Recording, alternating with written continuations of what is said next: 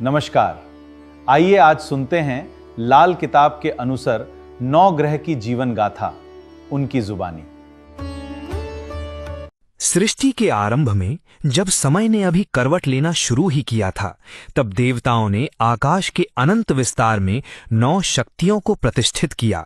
नवग्रह ये केवल खगोलीय पिंड नहीं, बल्कि हर मनुष्य के भाग्य से जुड़ी 9 जीवंत गाथाएं हैं।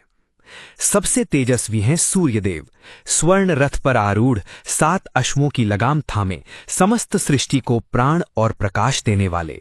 फिर हैं चंद्रमा, दक्ष प्रजापति के जामाता, जिनकी 27 पत्नियों में से एक रोहिणी उनके हृदय की एकमात्र स्वामिनी बन गईं।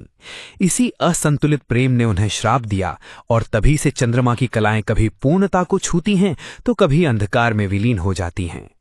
आगे मिलते हैं मंगल, धरती माता और वराह भगवान के तेजस्वी पुत्र, जो साहस और युद्ध कौशल के प्रतीक हैं। उनके बाद बुध, चंद्रमा और तारा के पुत्र, जिनकी बुद्धि तीक्ष्ण तलवार सी है।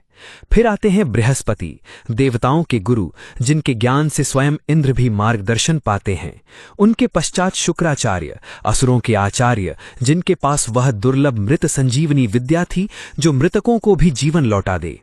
फिर हैं सूर्यपुत्र शनिदेव, गंभीर, अड़िग, न्याय के वो प्रहरी, जिनसे स्वयं देवता भी कांपते हैं, क्योंकि वे हर कर्म का हिसाब बिना किसी भेदभाव के चुकाते हैं। और अंत में सबसे रहस्यमयी गाथा राहु और केतु की।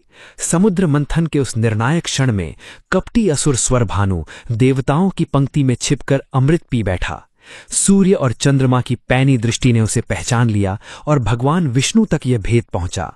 क्रोधित विष्णु ने सुदर्शन चक्र से उसका शीश धड़ से अलग कर दिया, पर तब तक अमृत की बूंदें उसके कंठ को छू चुकी थीं। वो मरा नहीं, बल्कि 2 अमर रूपों में बंध गया। शीश बना राहु, धड़ बना केतु, और तभी से बदले की उसी अग्नि में जलते हुए वे सूर्य और चंद्रमा को समय समय पर ग्रास लेते हैं, जिसे हम ग्रहण कहते हैं।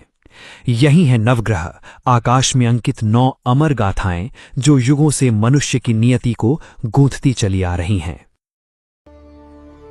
ऐसी इंफॉर्मेटिव वीडियोस को देखने के लिए हमें लाइक, शेयर तथा फॉलो करें।